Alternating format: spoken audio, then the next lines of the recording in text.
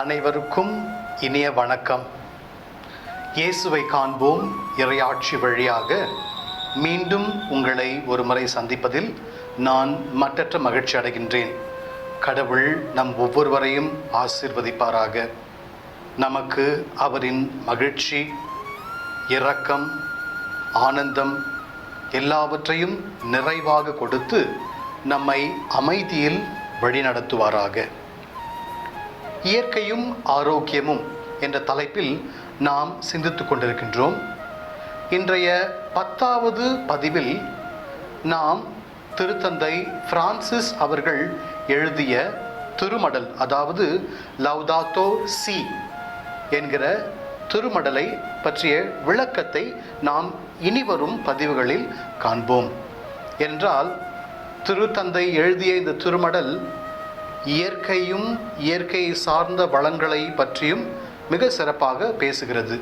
ஆகவே இயற்கை ஆரோக்கியத்தை பற்றி பேசும் நாம் நிச்சயமாக இந்த திருமடலை பற்றியும் பேச வேண்டும், அதை புரிந்து கொள்ள வேண்டும். அப்பொழுதுதான் திருத்தந்தையின் கருத்துக்களும் திருச்சபையின் கருத்துக்களும் நமக்கு விளக்கமாக புரியும்.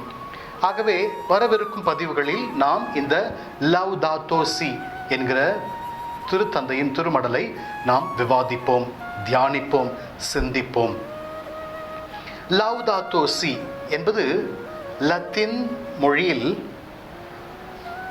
praise be to you my lord, ஆங்கில மொழிபெயர்ப்பு. தமிழில் இறைவா உமக்கே புகழ் அல்லது உம்மை போற்றுகின்றோம், எவ்வாறு வேண்டுமானாலும் மொழிபெயர்க்கலாம். லத்தீனில் இதை லவ்தாத்தோ சி என்றும், ஆங்கிலத்தில் praise be to you my lord என்றும், தமிழில் இறைவா உமக்கே புகழ் என்றும் நாம் சொல்லுகின்றோம். இந்த தலைப்பு என்பது இறைமடல் எழுதும் பொழுது அதனுடைய முதல் வாக்கியமோ அல்லது முதல் வரும் சொற்களோ தலைப்பாக எடுத்துக்கொள்ளப்படுகிறது. ஆக இந்த திருமடலின் தலைப்பு அல்லது முதற் சொற்கள் லவ்தாத்தோ C, praise be to you my lord, இறைவா உமக்கே புகழ் என்ற வாக்குகளுடன் தொடங்குகிறது. ஆகவே இது அந்த மடலுக்கு தலைப்பாக மாறுகிறது. பிரான்சிஸ் அசிசியாரின் இயற்கையை பற்றிய பாடலை தான் போப் பிரான்சிஸ், திருத்தந்தை பிரான்சிஸ் அவர்கள் முதலில் வைத்து இந்த திருமடலை எழுதுகிறார். ஆகவே இந்த இறைவா உம்மை போற்றுகின்றோம், இறைவா உமக்கே புகழ் என்ற இந்த திருமடல் முதலாவதாக புனித பிரான்சிஸ் அசிசியாரின் அந்த பாடலிலிருந்து துவங்குகிறது. 2015ஆம் ஆண்டு மே 24ஆம் தேதி இந்த திருமடலானது வெளியிடப்பட்டது. அந்த காலகட்டத்தில் புவி வெப்பமடைதல் இதை பற்றி மிகவும் காரசாரமாக சிந்தித்து கொண்டிருந்த ஆண்டு. உண்மையிலேயே இயற்கை அழிந்து பூமியானது வெப்பமடைந்தது. இதனால் பனிப்பாறைகள் உருகி நீர்நிலைகள் உயர தொடங்கின. இந்த காலகட்டத்தில் நம்முடைய திருத்தந்தை பிரான்சிஸின் இந்த இறைவா உமக்கே புகழ் என்ற திருமடலானது மிகவும் ஏற்ற ஒன்றாக, காலத்திற்கு ஏற்றதாக இருக்கிறது. இந்த திருமடலின் நோக்கம் என்னவென்றால் இயற்கையையும் இயற்கை வளங்களையும் பாதுகாப்பது. இயற்கையையும் இயற்கை வளங்களையும் பாதுகாக்க நம்மை சிந்திக்க தூண்டுவது. இந்த திருமடல் 184 பக்கங்களை கொண்ட ஒரு பெரிய திருமடல். மேலும் இது 6 அத்தியாயங்களை உள்ளடக்கியது. 246 பத்திகள், பேராகிராஃப்ஸ் கொண்டது, அல்லது எண்கள் 246 எண்களை கொண்டதாக இருக்கிறது. இது ஒரு பெரிய திருமடல். இந்த திருமடல் 2015ஆம் ஆண்டு வெளியான போது நான் ஏற்கனவே சொன்னது போல இயற்கையில் ஒரு பெரிய அழிவு ஏற்பட்டு கொண்டிருந்தது. அதாவது இந்த பூமியானது வெப்பமடைந்து கொண்டிருந்தது. இதனால் பனிப்பாறைகள் உருகி கடல் நீர்நிலைகள் எல்லாம் நிரம்ப தொடங்கியது. இந்த பனிப்பாறைகள் மத்தியில் வாழ்ந்த விலங்குகள், பறவைகள் எல்லாம் பாதிக்கப்பட்டன. இதை கருத்தில் கொண்டுதான் போப் பிரான்சிஸ் அவர்கள் இந்த திருமடலை எழுதினார். ஆனால் இந்த திருமடலை பல்வேறு பன்னாட்டு கார்ப்பரேட் நிறுவனங்கள் எதிர்த்தன. மிகவும் சக்தியோடு அவர்கள் எதிர்த்தார்கள். பலர் வரவேற்றனர், ஒரு சிலர் விமர்சித்தனர். ஆனால் பல்வேறு பன்னாட்டு கார்ப்பரேட் நிறுவனங்கள் இந்த திருமடலுக்கு மிகவும் ஆக்ரோஷமாக எதிர்ப்பு தெரிவித்தார்கள். இன்றைய சூழல் எவ்வாறு இருக்கிறது? உலகம் அழிந்து கொண்டிருக்கிறது. நீர்வளம், நிலவளம், கடல் வளம், தாதுக்கள் எல்லாம் இப்பொழுது கொள்ளையடிக்கப்பட்டு கொண்டிருக்கிறது, சுரண்டப்பட்டு கொண்டிருக்கின்றது. இந்த சூழலில் நிச்சயமாக திருத்தந்தையின் இந்த திருமடல், இறைவா உமக்கே புகழ் என்ற திருமடல் நமக்கு ஒரு முக்கியமான ஒன்றாக இருக்கிறது.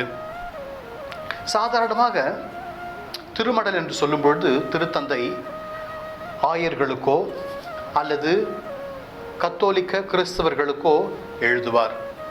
ஆனால் இந்த இறைவா உமக்கே புகழ் என்ற திருமடலானது எல்லா மக்களுக்கும், உலகத்தில் உள்ள எல்லா மக்களுக்கும் எழுதப்பட்டிருக்கிறது. ஆகவே இதனுடைய முக்கியத்துவத்தை நாம் உணர வேண்டும். திருத்தந்தையின் உள் மன கருத்தை நாம் புரிந்து கொள்ள வேண்டும். ஏனென்றால் இது காலத்தின் கட்டாயமாக இருக்கிறது. நாம் விழித்து கொள்ள வேண்டும், இயற்கையை பாதுகாக்க வேண்டும் என்ற நோக்கத்தின் அடிப்படையில் திருத்தந்தையானவர் இந்த திருமடலை எல்லோருக்குமாக, உலக மக்கள் அனைவருக்குமாக இதை எழுதுகின்றார். நாம் வாழும் பூமி ஒரு பொதுவான வீடு. It's a common house, common home. இது அனைவருக்கும் சொந்தம்.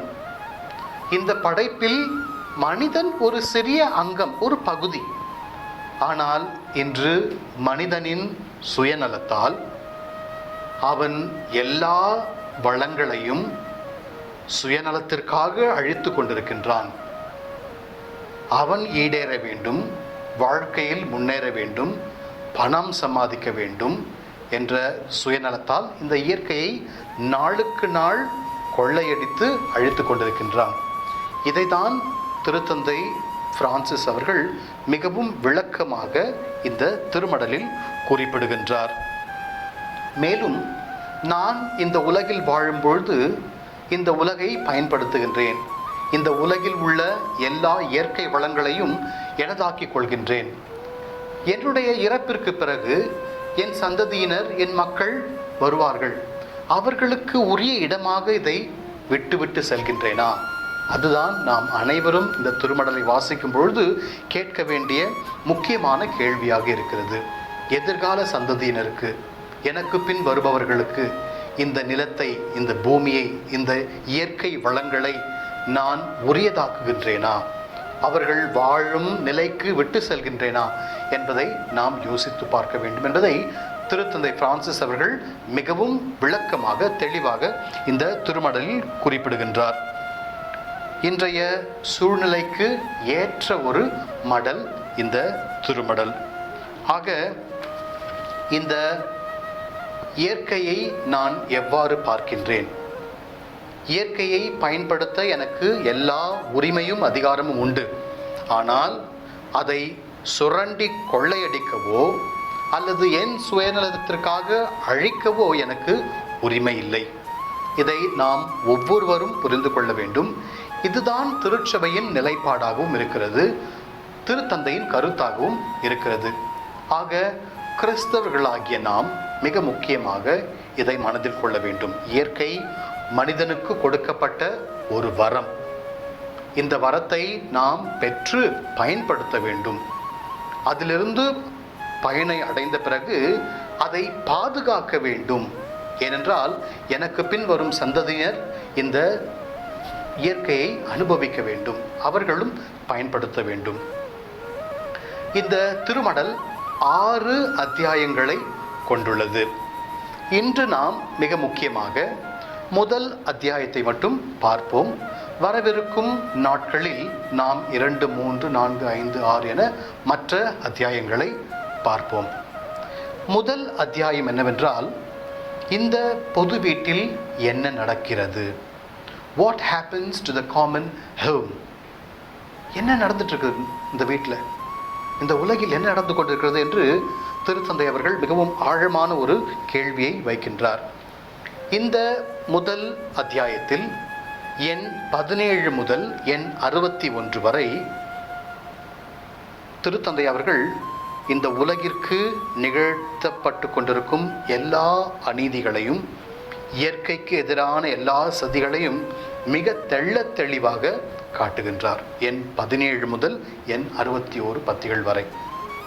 இந்த பத்திகளை பன்னாட்டு கார்ப்பரேட் நிறுவனங்கள் மிகவும் கோபம் கொண்டு எதிர்க்கிறார்கள். ஏனென்றால் திருத்தந்தை அவர்கள் மிகவும் வெளிப்படையாக தெள்ளத் தெளிவாக விளக்குகின்றார். எவ்வாறு இந்த நிறுவனங்கள் அவர்களுடைய ஆதாயத்திற்காக இந்த இயற்கையை அழித்து கொண்டிருக்கின்றார்கள் என்பதை கூறுகின்றார். ஆகவே அவர்கள் இதை எதிர்க்கிறார்கள். உலகில் மனிதன் ஒரு அங்கம், உலக படைப்புகளில் அவன் ஒரு பாகம், அவ்வளவுதான். இதை ஆண்டு அனுபவிக்க கடவுள் அவனுக்கு உரிமை கொடுத்துள்ளார். அந்த உரிமையை அவன் தவறாக பயன்படுத்தக்கூடாது. இதை கெடுத்து நாசமாக்கக்கூடாது. மாறாக இந்த உலகை அவன் பாதுகாக்க வேண்டும், கட்டி காக்க வேண்டும். மேலும் திருத்தந்தை அவர்கள் மிகவும் சிறப்பாக குறிப்பிட்டு பல்வேறு நிகழ்வுகளை கூறுகின்றார்.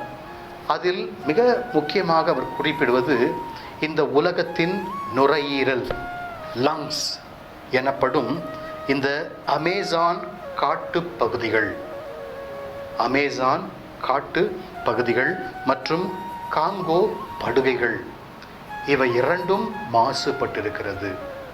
அதுதான் இந்த உலகின் நுரையீரல்கள் என்று திருத்தந்தை அழைக்கின்றார். அமேசான் காட்டு பகுதிகள் மற்றும் காங்கோ படுகைகள், இவை இரண்டும் பாதிப்பு அடைந்துள்ளது. ஆகவே இது ஒரு எச்சரிக்கை மணி. இதை நாம் கண்டு கொள்ளாவிட்டால் இந்த உலகம் துன்புறும். இந்த உலகத்தால் சுவாசிக்க முடியாது. நுரையீரல் எப்படி ஒரு மனிதனுக்கு முக்கியமோ அதே போன்று இந்த இரண்டு இயற்கை வளங்களும் இந்த உலக வாழ் மக்களுக்கு முக்கியம். அமேசான் காட்டுப்பகுதிகள் மற்றும் காங்கோ படுகைகள். ஆக இவைகள் அழிந்து கொண்டிருக்கின்றன என்பதையும் நம்முடைய திருத்தந்தை குறிப்பிட்டு காட்டுகின்றார். ஆக மொத்தத்தில் இந்த முதல் அத்தியாயத்தில் மனிதன் சுயநலத்தோடு இந்த இயற்கையை அழித்து கொண்டிருக்கின்றான் என்பதை மிகவும் ஆணித்தரமாக தெளிவாக நம்முடைய திருத்தந்தை அவர்கள் பதிவிடுகின்றார். வரவிருக்கும் நாட்களில் நாம் மற்ற அத்தியாயங்களை பார்ப்போம்.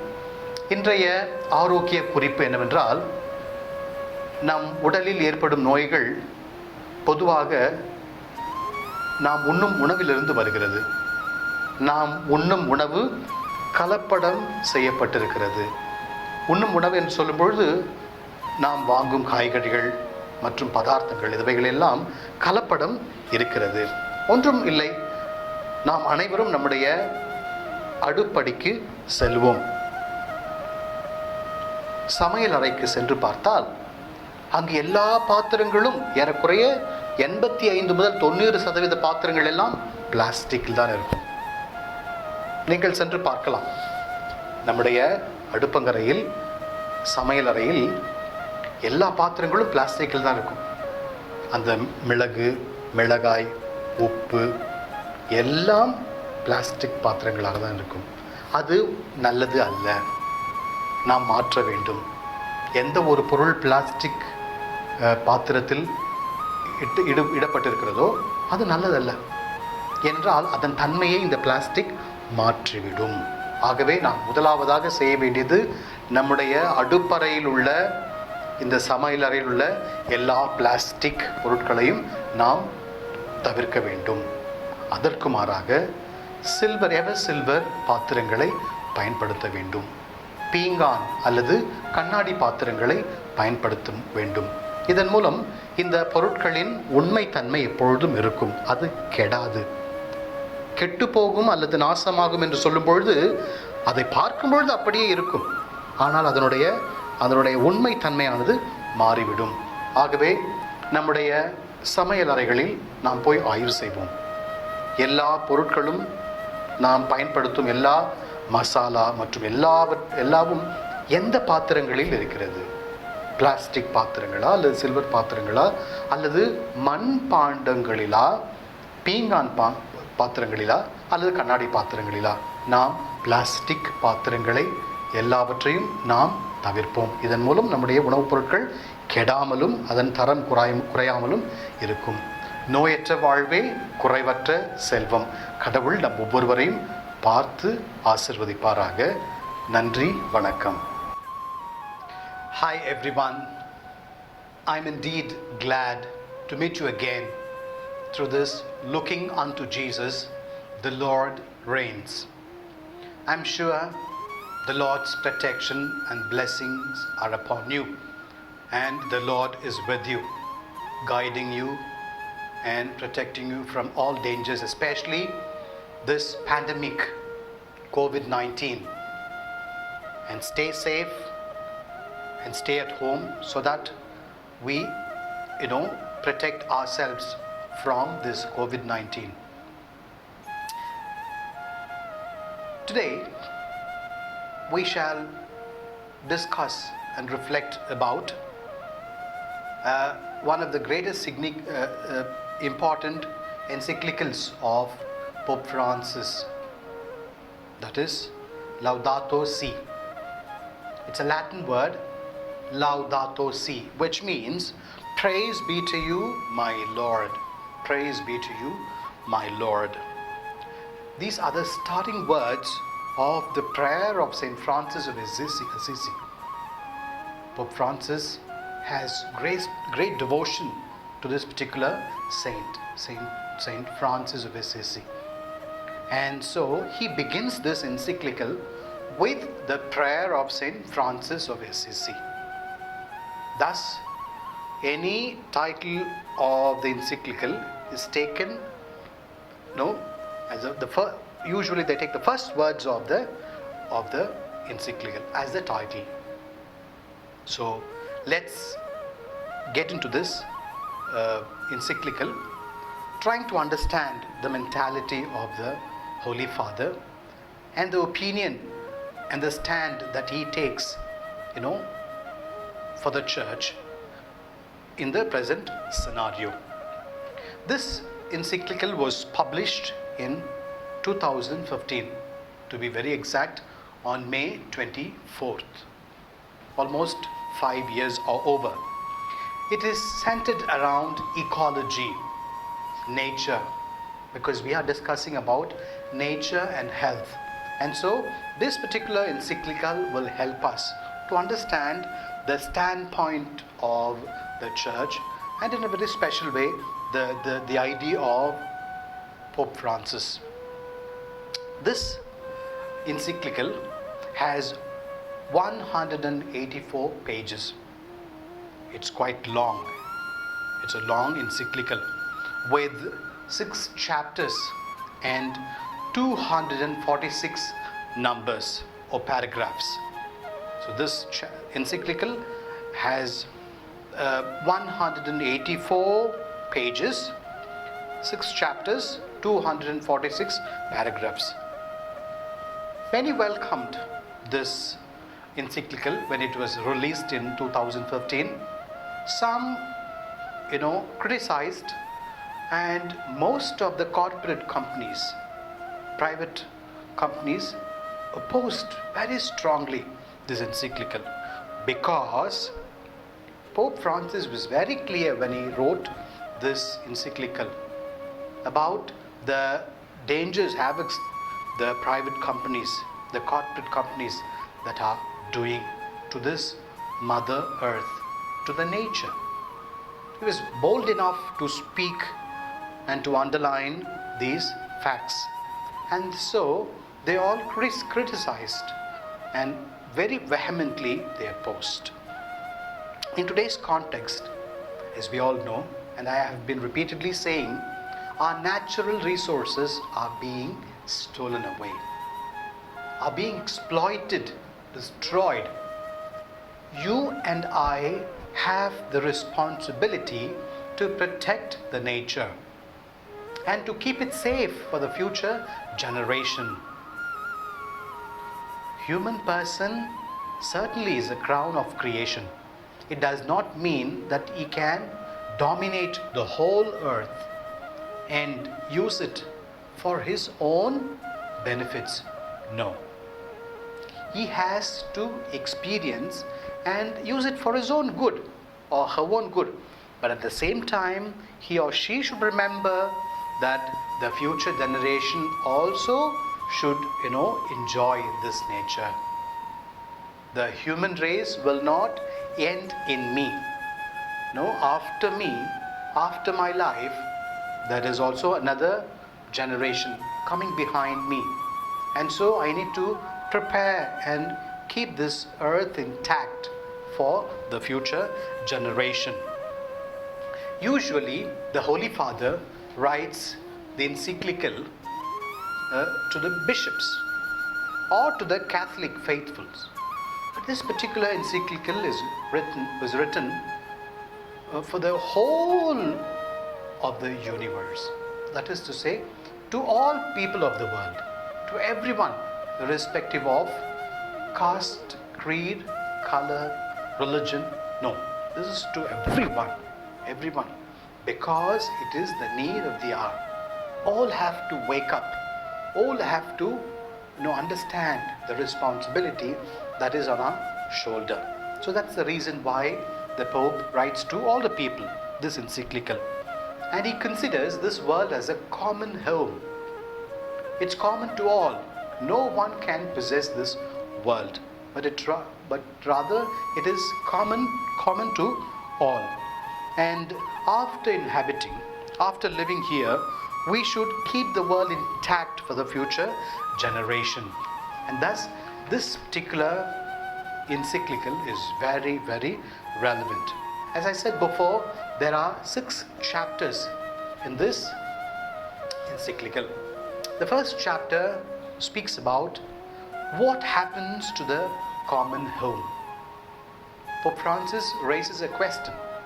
What's happening? What happens to the common home?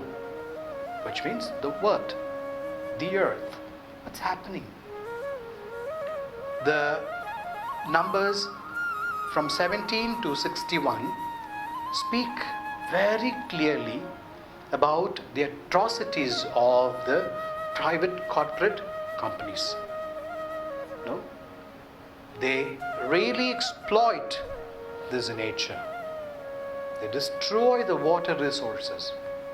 They destroy the mountains. They destroy the paddy fields. No, they completely exploit the nature. And Pope Francis mentions that from number 17 to 61. Very bold he was to speak.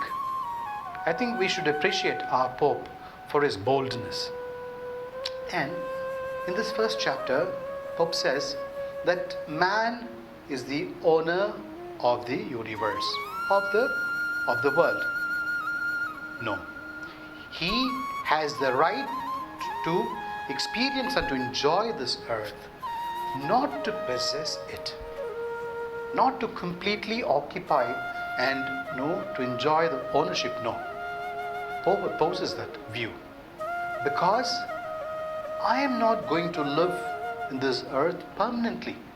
There are people coming behind me, so they also have the right to enjoy this earth.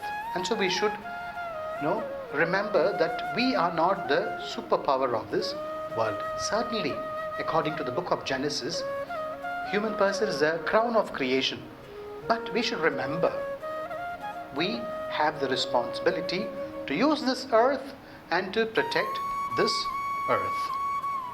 The first chapter, specifically, Pope mentions about the lungs of the world. He calls the lungs of the world are 2 main places: the Amazon rainforests and the Congo beds. Amazon rainforests and Congo beds. These are the the lungs of the earth. And according to the Pope, these two are being destroyed.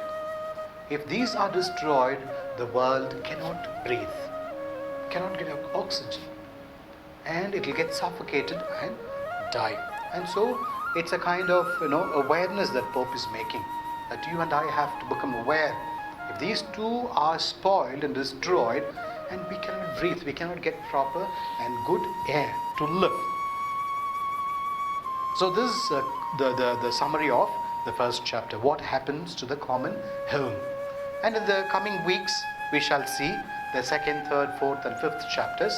And let's take time to understand the mind of Pope Francis, which is very good to promote harmony and the protection of the earth. For our health tip today, most of our sicknesses come due to food that we eat. And you must go to the place where they prepare food, especially our kitchen. Go to the kitchen and check the vessels that are there in the kitchen. And to your surprise, you will find 80 to 85% or even 90% of the vessels are only plastics. The plates sometimes, or the glasses, or the containers where we keep masalas, they must be in plastics.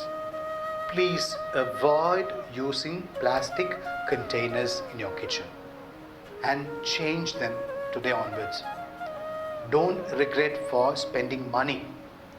Get good vessels, preferably ceramic or glass or ever silver or copper vessels. But we don't find copper vessels these days. Earlier they used to have copper vessels for eating and drinking and all that. But these days we don't find. At least ceramic vessels or ever silver vessels can be used for keeping all these masalas, things for cooking, so that our food items are protected and our food items stay with the real tastes. They don't get destroyed, spoiled. Though we may not see how it's getting spoiled, but when you keep things in plastic containers, the food items get spoiled. Some of us have the tendency to keep water bottles in the car for 1 day, 2 days and drink later. It is very, very injurious to health. We should never keep water bottles in the car, plastic water bottles, and drink that water. No, please avoid. Do not keep plastic water bottles in the car. Avoid. You can carry ever silver water bottles in the car. May God bless us all. Stay safe, stay healthy. God bless you. நாம் அனைவரும் கண்களை அடைத்து ஜெபிப்போமா? எங்களை காத்து ஆண்டு வரும் அன்பு தெய்வமே இறைவா, இதோ உமக்கே நாங்கள் எங்கள் புகழையும் ஆராதனையையும் செலுத்துகின்றோம். நீர் நல்லவர், நீதியுள்ளவர், இரக்கம் நிறைந்தவர் என்பதை நாங்கள் உணர்கின்றோம். எங்களுக்கு தேவையான எல்லா வரங்களையும் நீர் தாரும். இதோ இந்த கொரோனா காலத்தில் நாங்கள் ஒவ்வொருவரும் முடங்கி கிடக்கின்றோம். ஆலயங்கள் எல்லாம் மூடப்பட்டிருக்கிறது, பள்ளிக்கூடங்கள் இயங்கவில்லை, மற்றும் வேலை தொழிலகங்கள் எல்லாம் மூடப்பட்டிருக்கிறது. இந்த இக்கட்டான நெருக்கடியான சூழலில் உம்முடைய துணையையும் பலத்தையும் நாங்கள் நாடுகின்றோம். நீர் எங்களை திடப்படுத்தி உம்முடைய அருளை எங்களுக்கு தாரும். இதன் மூலம் நாங்கள் இந்த தொற்று நோயிலிருந்து காக்கப்படவும் எங்கள் தொழில் ஆதாரங்கள் சிறப்படையவும் உம்மை வேண்டுகின்றோம். இதோ நோயினால் வருந்தும் எம் சகோதர சகோதரிகளுக்காக ஜெபிக்கின்றோம். மருத்துவமனைகளிலும் மற்றும் இல்லங்களிலும் துன்புறும் இவர்கள் உம்முடைய தூண்டுதலையும் உம்முடைய இறை தொடுதலையும் உணர்ந்து அவர்கள் குணம் பெறுவார்களாக. உம்மையே நாங்கள் நம்பியிருக்கின்றோம். எங்கள் ஒவ்வொருவரையும் ஆசிர்வதியும்.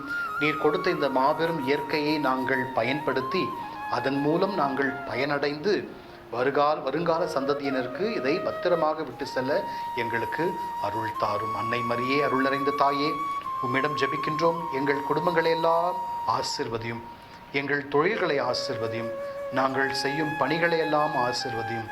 இதன் மூலம் நாங்கள் எப்பொழுதும் மகிழ்ச்சியாகவும் சந்தோஷத்தோடும் அமைதியோடும் வாழ கிருபை செய்தருளும். எங்களுக்காக எப்பொழுதும் பரிந்து பேசி மகனிடமிருந்து எங்களுக்கு எல்லா அருளையும் பெற்றுத்தாரும். எல்லாம் வல்ல இறைவன், தந்தை, மகன், தூயநல் ஆவியார் நம் அனைவரையும் காத்து ஆசிர்வதிப்பாராக. ஆமென். வாழ்க வளமுடன்.